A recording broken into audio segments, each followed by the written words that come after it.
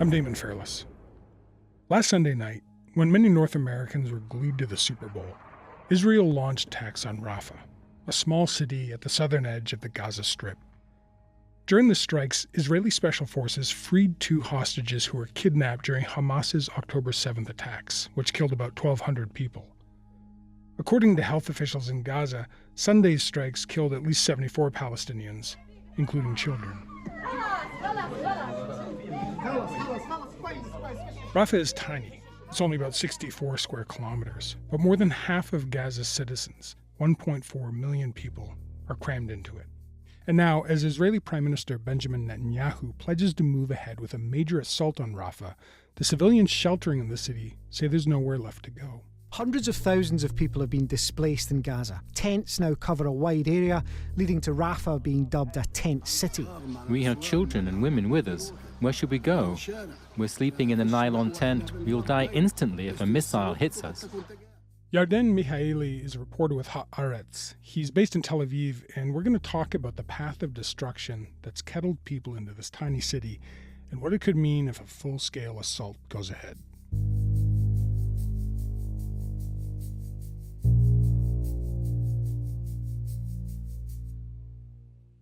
Hey, Yarden, thanks so much for coming on Front Burner. I really appreciate it. You're welcome. I'm happy to be here. Okay, so we're gonna track the flow of the majority of Gaza's population as it's been pushed further and further south down the strip. And I want to start in October when Israel first launched its major bombing campaign in response to Hamas's attack inside Israel on October 7th. One of the first things the IDF did was to order the evacuation of 1 million Gazans from the northern half of the strip in preparation for a ground invasion. Israel has ordered more than 1 million people in northern Gaza to evacuate the region in less than 24 hours. The United Nations says that is impossible without devastating humanitarian consequences. And I suspect a lot of our listeners are going to remember the footage of this, but I was hoping you could take us back. Like, what did the initial wave of evacuations from the north look like? Can you take me back through that time?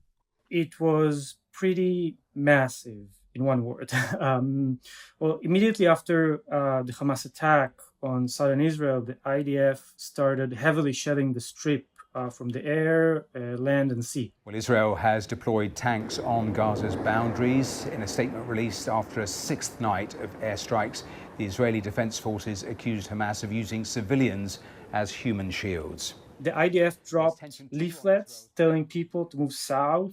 We saw them dropping from the sky, and they were noting that anyone that would stay behind would be in danger. The camouflage of the terrorists is the civil population. Therefore, we need to separate them. So those who want to save their life, please go south. We are going to destroy Hamas infrastructures. And basically, immediately people took off, and we saw those massive waves of people just carrying whatever they could with their own hands, like with the bare hands. If they had cars, then with cars, but some people on foot, families, everybody basically, and many people started moving south. The line stretches back kilometers, back as far as the eye can see. Told by the Israelis to leave northern Gaza, they grabbed what they could, the gathered remnants of lives abandoned, walking past the shells of homes, of communities, of places they know but no longer recognize. The IDF was focusing its shelling in the north at the time, but it was shelling basically the whole strip. So a lot of testimonies that we got noted that people were escaping while being bombarded. People noted that the roads weren't safe. They had to go through roads that had craters in them. So it wasn't an easy escape route for them. It is a difficult situation. This is my son. He's 50 days old. My wife and children are with me. We're exhausted. We've walked a long distance, and we still do not know how much further we have to walk. Where can we go? This is a new wave of displacement. It's like 1948. There are thousands of homeless people, including children and women, and people of all ages. Some have perished on the streets, while others lie on the ground helpless. Where can we go? So, and this is again at the beginning of Israel's campaign, aerial campaign on Gaza. Now, since then, you and your colleagues have done really. It's actually it's stunning visual journalism, this amazing investigation. You've used satellite imagery and satellite data, and you've tracked the progression of the destruction as the wars advanced. So, and I want to talk about that. I want to start with Gaza City in the north. Can you take me back? What was it like before the war, Gaza City? Well, Gaza City was the heart of the Strip. It had most of the healthcare system, for example. It had many UN support facilities. It had all kind of shelters and schools, the infrastructure that civilians need in order to maintain their lives. Now, in the images and the data that we found and that we published, they show massive destruction in those areas. Gaza City took the biggest amount of damage. They say that about 72% of buildings were likely damaged to some degree or affected by collateral damage or destroyed. Now, this data doesn't tell us what happened with a specific building, so concerning all the buildings that I noted before, but this is why we looked at those high-res satellite images by a private company, Planet Labs, and we could see the destruction with our own very eyes. It's probably worth pointing out that the population of Gaza City before the onset of the war was roughly 750,000 people, right? And as you point out, these the before and after images in your piece are really startling. So I was struck by one you had, these images of Palestine Square. Can you tell me about it? Like the extent of the devastation was there? Yeah, that's really massive. I think it's hard to describe, but basically Palestine Square, the before is you can see a square, it's a pretty big one, and you can see the buildings surrounding it.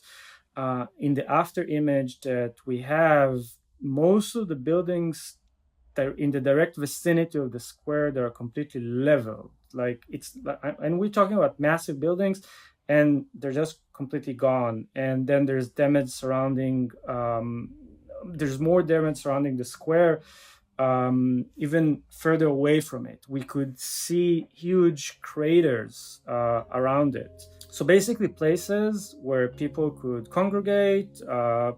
Palestine Square is the main place in Gaza City. We can see that they were completely destroyed.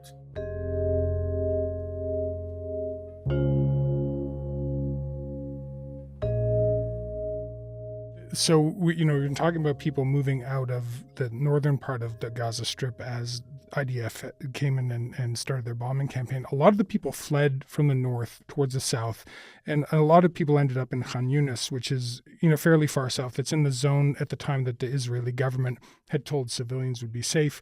And actually on the show we had a couple interviews with people there. The first was early on, and that was with a professor who had moved from the north to Khan Yunis. He was staying at an apartment of friends or family, and actually he was talking to us from the balcony of that apartment building, watching a couple of IDF fighter jets fly overhead. And this was really before the bombing campaign started in Khan Yunis. And then more recently, last month, we spoke with a Canadian doctor who did a 2-week mission in a couple of hospitals in Khan Yunis. And by the time he got there, there was a whole lot more destruction.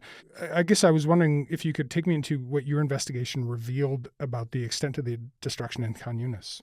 So this is when it comes to Khan Yunis, the situation was moving so fast. It took us a while to work on this investigation because there are a lot of details, information, etc., etc. So at the first set of images that we had, we saw a certain amount of destruction. And as we were working on it, we could actually see the path through which the army was moving in, or where the fighting was taking place, because we could see in newer images more destruction. It was really visible. Now, if you think about it from the point of view of the displaced Palestinians, that means that many of them that were displaced once or twice already, moving southwards at the beginning of the war, now they found themselves in a situation where they had to escape again. Thousands of Palestinians crowd tent cities after fleeing their homes in the north. Now, they fear they'll have to leave again.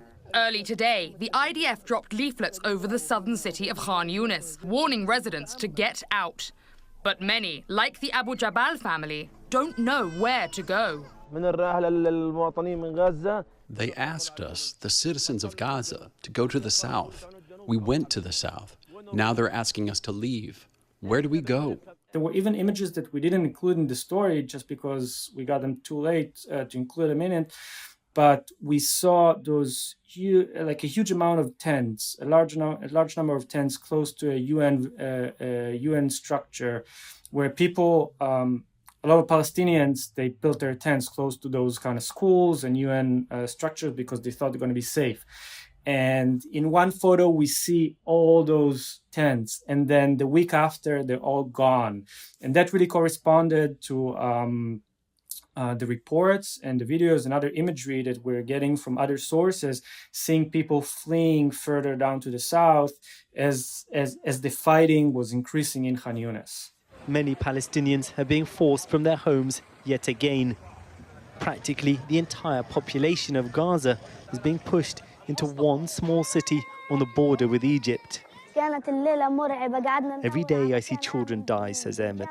We only just managed to get away from the shelling. Many of my friends were killed.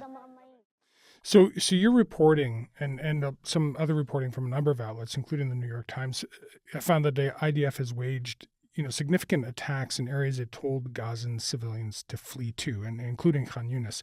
What has the IDF said about why they've done that? It's important to understand that the IDF is facing a huge challenge.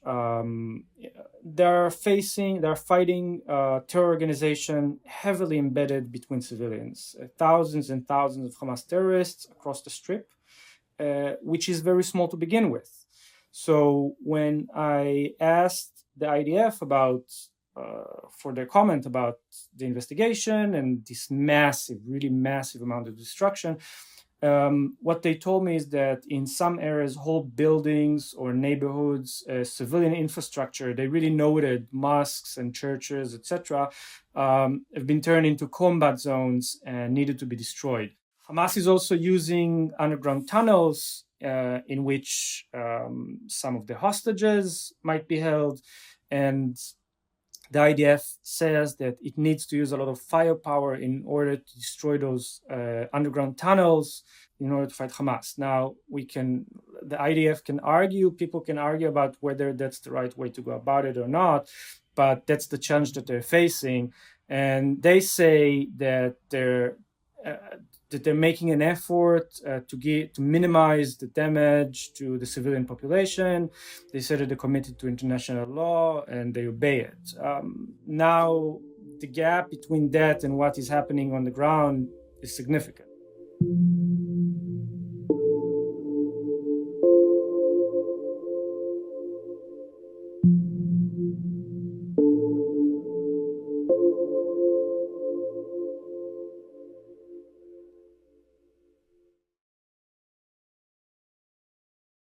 So people have continued to move south, and I'm going to bring up Rafah shortly, but I wanted to, before we do that, I want to zoom out for a moment, because your investigation shows just how vast the destruction throughout the entire Gaza Strip is. So I was just wondering, in concrete terms, do we have a number? Do we have a percentage you can put on the extent of the damage or destroyed buildings? The UN quotes a number by one of the UN bodies called OCHA. They quote a number from the Palestinians, which says that 60% of housing units were damaged or destroyed. The number that we got from the researchers that we worked with says that 50% of buildings have been either damaged or destroyed. It's very hard to verify those numbers. I trust the data from the satellite. One reason why it's so hard to assess the damage, and this is also why we're so interested in publishing this story, is that the IDF doesn't allow journalists to go freely into the Strip. So we can't see it with our own very eyes. And this is also a caveat that all the researchers and experts that we spoke with, they noted that eventually, the real number, we get it only at the end of the war, when people will be able to look at things on the ground and compare building by building to how it was before the war. But we're talking about damage destroyed, or damage and destruction to buildings and across the Strip. So when we started working on this story, we really thought this is what we're reporting on, and like that was like what we were thinking about. But then like the penny dropped in the sense of it's not about the buildings, it's about the people. It means that this massive amount of people that we just talked about that were displaced, that moved southwards, those people won't have anywhere to return to. Those people basically lost everything. We escaped the north with empty hands, then we escaped Khan Yunis with almost empty hands. We don't want to repeat that. We want to be ready this time. I think it's probably worth, mentioning too that we've got, something like 28,000 Palestinians who have been killed. The Gaza health officials say 70% are women and children, and also 232 Israeli soldiers have died. That's the current count. So that brings us to the southernmost city in this tiny strip, Rafah. There's an estimated 1.4 million people sheltering there now. So can you give me a sense of how the population has exploded in Rafah since the beginning of the war? That's really incredible. It's hard to grasp. It moved from a place where there were about, if I remember correctly, about 275,000 people to about 1.4 million people at the moment. So it's a 5, almost 6 times the people in a really short period of time with no infrastructure. Yeah. Like we can see all those people. Those are massive tent cities. Like it's like this is something that when we first saw it, like we couldn't believe it. Like how widespread it is. In some places there are 20 people living in a tent. Like in many of them actually. Like it's about those are the numbers. Like whole families. And it's important to note that those people escape bombardments. So it means that some of those are wounded. There are pregnant women, babies being born into those conditions. We know that in basically every corner of the city of Rafah, of that area, we can see tents. At the beginning, we saw the tents only on the outskirts where they have all those like wide open sandy areas. But then we noted in the photos that basically the streets are completely filled with tents. People said that like you basically can't drive a car through the streets because they're so dense. And some Palestinians also they're trying, some of them, but this is also something that we hear. They came to Rafah and then they understood that it's so dense that they started saying that they rather die in their homes, and this is why they started moving back northwards. The conditions are very, very severe.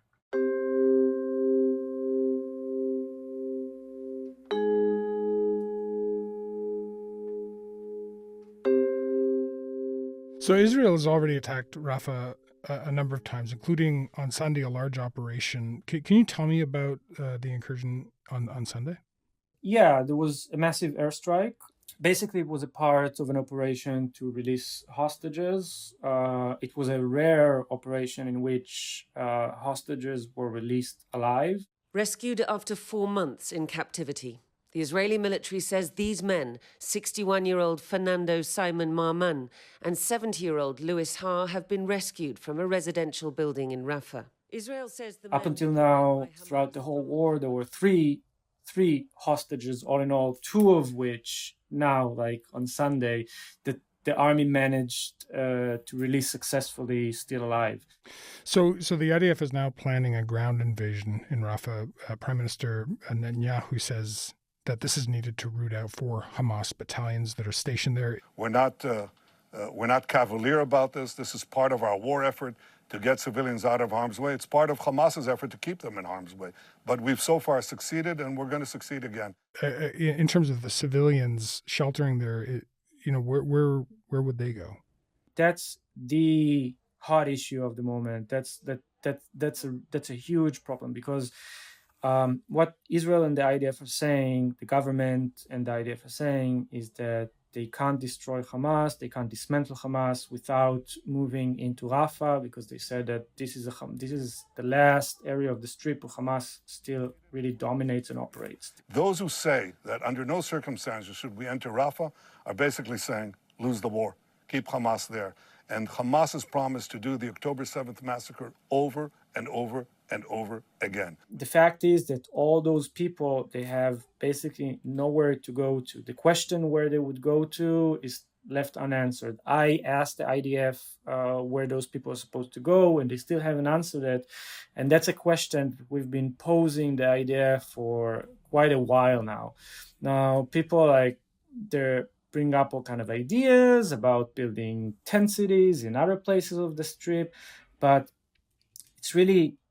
it's hard to grasp the amount of people, 1.3 million people, that would have wounded and sick, and many of them children, and under those conditions, after several months of war without anything with them, they would have to just take off and move somewhere else. And this is why this ground incursion, planned ground incursion in Rafah is getting so much attention from around the world. Yeah, what are NGOs and humanitarian groups saying? So, the prosecutor from the ICC, the International Criminal Court, has warned against it, and he said that he's following it. And Doctors Without Borders, they advise that it's more than advised. They opposing it and say that Israel mustn't do it. We can see that the UN says that the implications to the civilian population would be really severe. Aid groups whose workers are also trapped aren't alone in their condemnation of the plan. The EU, the UN, and heads of neighboring countries have all warned of dire consequences. Egypt, on the other side of this border, even threatening to pull out of the Camp David Accords, a landmark treaty that brought stability to the region for nearly 50 years. So a lot of organizations on many levels are explaining that it's going to be a bloodbath. And Israel at the moment is pushing onwards with this idea. We still don't know when it's going to happen and exactly how, but at the moment it's a heavily discussed idea. I think it's also important to note a lot of humanitarian aid comes through Rafah, that area. So those people that are amassing over there now, they have some access to relative humanitarian aid. It's hardly enough, but they do have some access to it. And if all those people should be displaced once again to other parts of the Strip, it means that they will be further away from humanitarian aid. And according to sources that I've been speaking with, they will have trouble getting aid to those parts unless conditions would change. This is, for example, why aid doesn't reach the north of the Strip, because they don't have access to it due to the war. So that's also a consequence of what should happen if this ground incursion will move forward.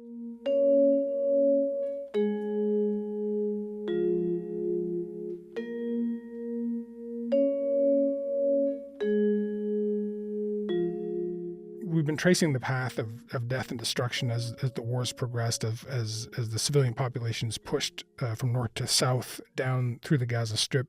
And Prime Minister Netanyahu's stated that there are two goals that are the whole reason behind this. That the military operation has two goals. That is freeing the hostages and destroying Hamas. So I just briefly, can you help me understand how close is the Israeli government to achieving either of these goals?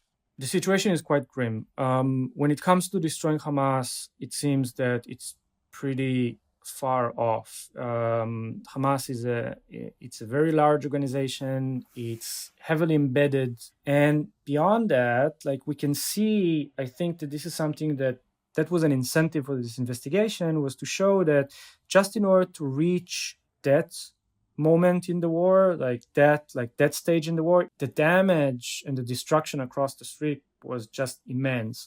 So just thinking about what kind of additional damage and destruction it would have to create to society, to Palestinian society, to Gazans, in order to completely destroy Hamas, I think there's a very long road. And personally, I don't see it happening in that path. When it comes to the hostages, the situation is tragic. Dozens of them were released via a deal at the beginning of the war. 3 of them were released by the IDF. We know that 30 of them are known to be dead, and that means that about 100 approximately, as far as we know, they're still alive, but in very severe conditions and under life danger.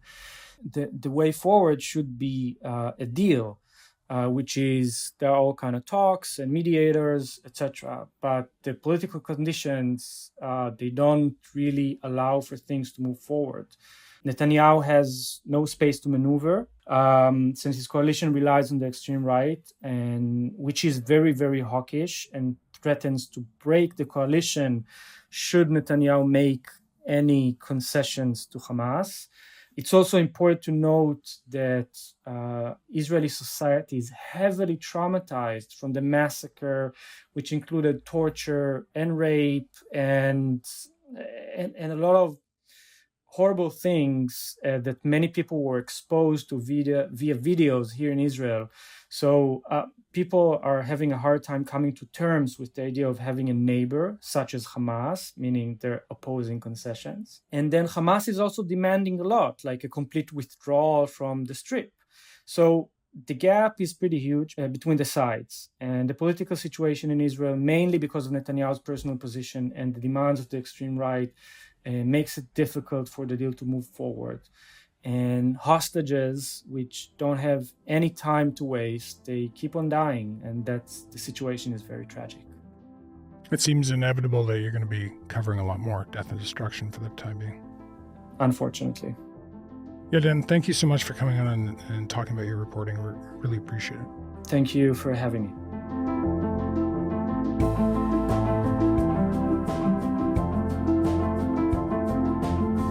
All right, that's it for today. I'm Damon Fairless.